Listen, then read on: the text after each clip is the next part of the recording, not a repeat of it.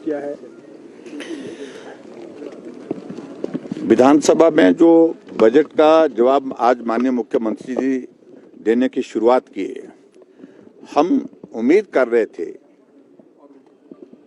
कि कम से कम अब बजट प्रस्तुत हो गया, उस पर चर्चा हो गई। चर्चा के बाद जो सही तथ्य हैं, सही बातें हैं, उन तथ्यों को जवाब के रूप में मुख्यमंत्री जी सदन में देंगे।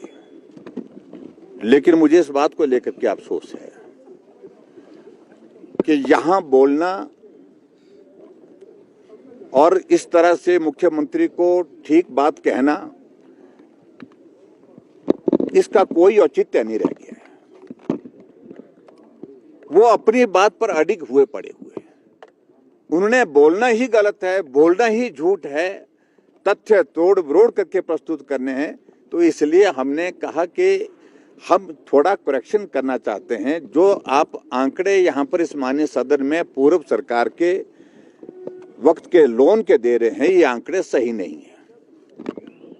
अगर सही मायने में मुख्यमंत्री चाहते कि उनके जवाब को विपक्ष सुने और प्रदेश भी सुने, तो उनको तुरंत अवसर देना चाहिए था, मौका देना चाहिए था, तुरंत बैठना चाहिए था और हमें बोलने का मौका देना चाहिए था। जब विपक्ष की ओर से मैंने बजट पर चर्चा की शुरुआत की, 4 बार मुख्यमंत्री उठे, जबकि उनको जवाब देना था, बाद में भी दे सकते थे। लेकिन हमारी स्पीच को इंटरप्ट करना, डिस्टर्ब करना, उस सारी चीज के लिए योजनाबद्ध तरीके से बीच बीच में उठते रहे। आज जब हमने सिर्फ एक बार उठ करके बात कहने की कोशिश की कि जो आंकड़े आप प्रस्तुत कर रहे हैं ये सही नहीं है, उनको इस बात को लेकर के जानकारी होनी चाहिए। जो वो आंकड़े प्रस्तुत कर रहे हैं कि जो लोन के रूप में भारतीय जनता पार्टी की सरकार ने जो पैसा लिया था, उसका ऋण और किस्तें अदा करने के लिए उनको पैसा जो है देना पड़ा। क्या भारतीय जनता पार्टी की 5 साल की सरकार को उनका लोन लिया और जो कर लेने के साथ साथ जो ब्याज था उस पर पैसे देना पड़ा? 38,500 करोड़ रुपए भारतीय जनता पार्टी की सरकार ने कांग्रेस की सरकार का जो ऋण लिए हुआ था उसकी किस्तें अदा करने, उसका ब्याज अदा करने पर खर्च किया है। और आज भी मैं इस बात को जिम्मेवारी के साथ कह सकता हूं, विशुद्ध लोन अगर भारतीय जनता पार्टी की सरकार में 5 साल के कार्यकाल के बाद जो था, जिसमें ऋण और ब्याज की किस्तों को काट करके अगर हम उसको विशुद्ध लोन बोलते हैं जिसको, वो था 19,600 करोड़ रुपए। वो अगर आप कैलकुलेट करना चाहें तो उसको कैलकुलेट भी कर सकते हैं। लेकिन यहां हिमाचल प्रदेश में अभी तक मुख्यमंत्री जी ने खुद स्वीकार किया कि कांग्रेस ने 2 साल के कार्यकाल पूरा होने के साथ में तीसरे साल का बजट प्रस्तुत करने तक लगभग 30,000 करोड़ रुपए ऋण ले लिया है।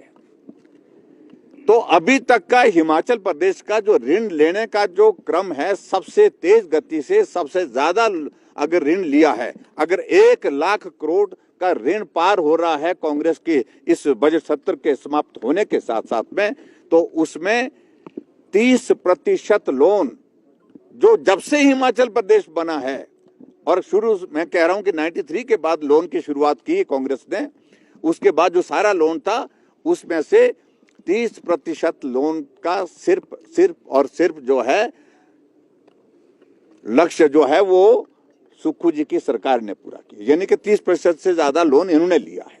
आप अंदाजा लगा सकते हैं कुल मिलाकर के प्रदेश की दिशा में जा रहा है। हम सब लोग भी चिंतित हैं, हम सब लोग भी इस बात को लेकर के हैरान हैं, परेशान हैं कि हिमाचल आर्थिक रूप से पूरी तरह से पटरी से उतर चुका है। अब झूठ बोल करके कोई अर्थ नहीं है, झूठ बोल करके तथ्य ठीक नहीं होंगे, झूठ बोल करके जो है हिमाचल प्रदेश को आप पटरी पर नहीं ला सकते हैं। ऐसी सूरत में मुख्यमंत्री जी को स्वीकार करना चाहिए कि हिमाचल की स्थिति आर्थिक रूप से जो खराब है उसको ठीक करने के लिए हमको सही बात कहनी पड़ेगी और सही काम भी करना पड़ेगा।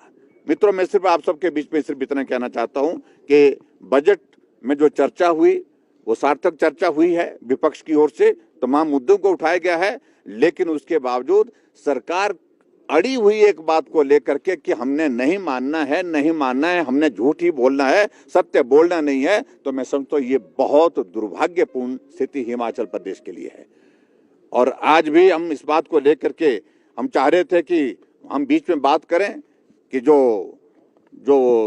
विमल नेगी जी की जो मृत्यु हुई है उस पर अभी तक जवाब दे, मुझे मालूम नहीं जवाब देंगे कि नहीं देंगे, लेकिन आज भी हमने इस बात को लेकर के स्पष्ट कहा कि हमारी सीबीआई की जांच की मांग है।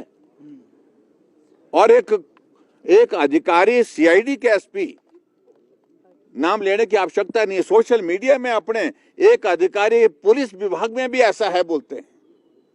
आप क्या संदेश दे रहे हैं? ये स्थिति दुर्भाग्यपूर्ण है हिमाचल प्रदेश के लिए। आज से पहले कभी ऐसी स्थिति नहीं बनी, न कानून व्यवस्था की दृष्टि से और न ही आर्थिक दृष्टि से और न ही विकास के जो पिछड़ा हुआ विकास जो आज के दौर में है, इसको ऐसी स्थिति में कभी भी नहीं ले गई कोई सरकार जो वर्तमान सरकार ने हालात पैदा किए।